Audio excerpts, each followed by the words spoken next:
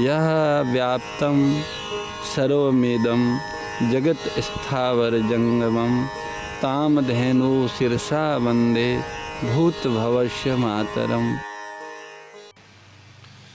भगवती गोमाता के अनन्य वात्सल्य से ही इस तरह के अवसर हमें मिले हैं कि हम भारतवर्ष में मनुष्य शरीर में आए और मानव शरीर के बाद हमें गीता, गंगा, गाय, गुरु, गायत्री से परिचय हुआ अथवा इनमें से किसी भी एक से परिचय हुआ।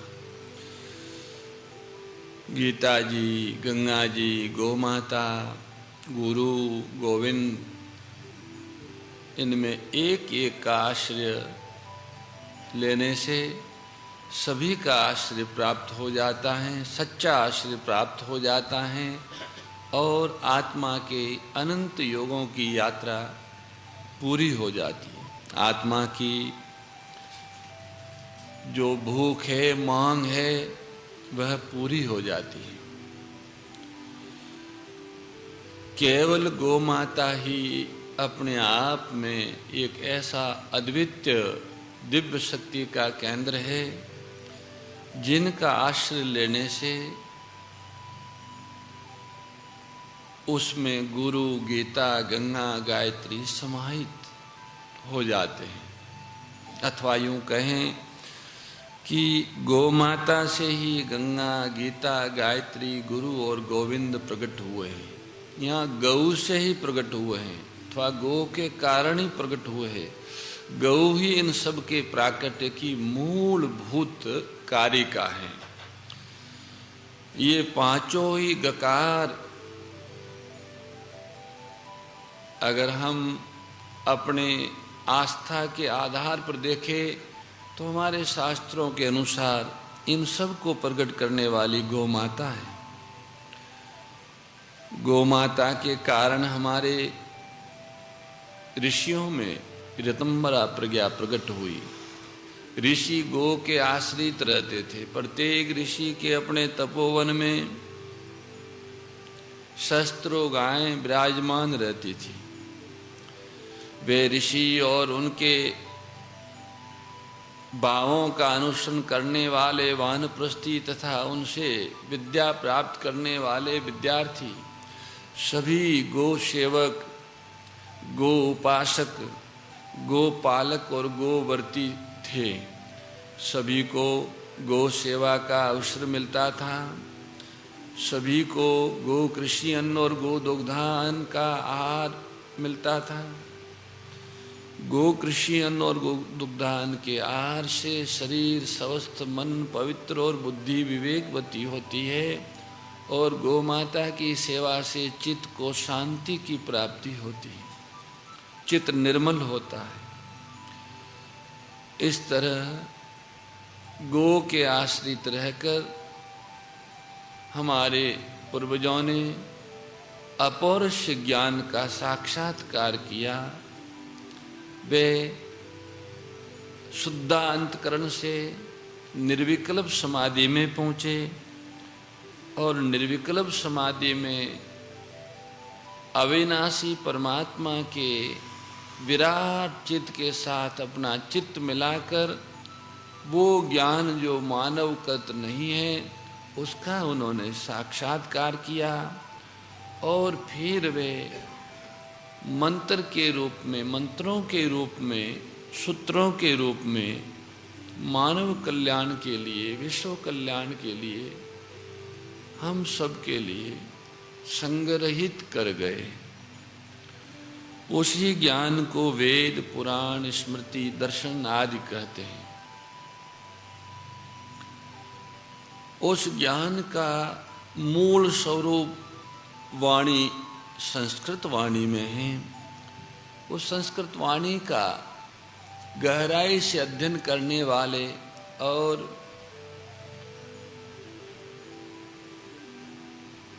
विवेक ख्याति या धर्म मेघावर्ती को उपलब्ध पुरुषों ने आचार्य के रूप में समाज को प्रदान किया, इसलिए वे सभी उस ज्ञान प्रदाता होने से वे गुरु कहलाए।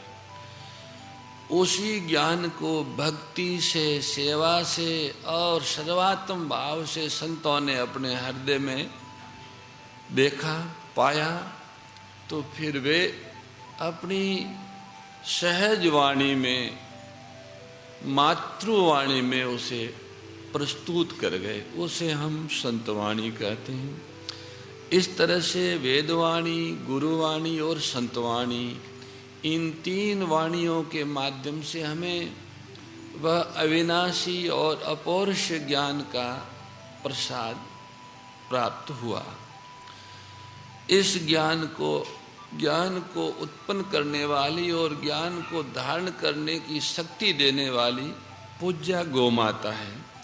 इसलिए अध्यात्म जगत में वेद लक्षणा गोमाता को अनुपमय माना गया है और उनके उपकारों को भी अनंत माना है। लोक में भी गोमाता के उपकारों का कोई वारा पार नहीं है। लाखों वर्ष की भारतीय परंपराओं में गाय का अद्वितीय स्थान है।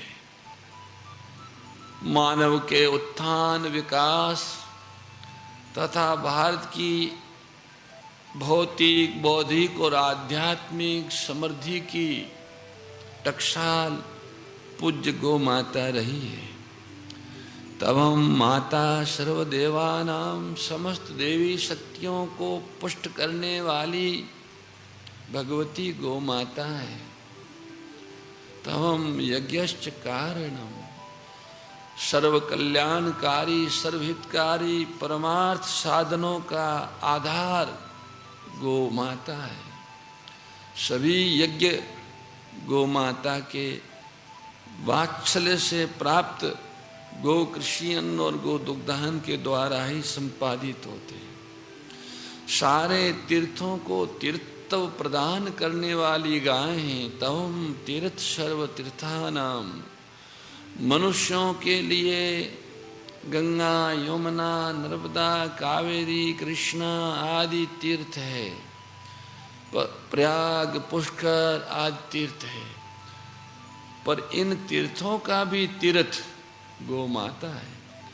तीर्थ त्राण करने वाले को कहते हैं, जो दोषों से, पापों से त्राण करें, तारें मनुष्यों को, उसे तीर्थ। अद्वितीय, अनुपमय, देवों की माँ, यज्ञ की अधिष्ठात्री और तीर्थों की तीर्थ गो माता का स्मरण करते हुए, उनका वंदन करते हुए हम चातुर्मास मंगल महोत्सव के अंतर्गत आहुति आध्यात्मिक साधनों की अभिव्यक्ति होती हैं। चाहे वह कर्म योग का साधन हो, ज्ञान योग का साधन हो अथवा भक्ति योग का साधन हो।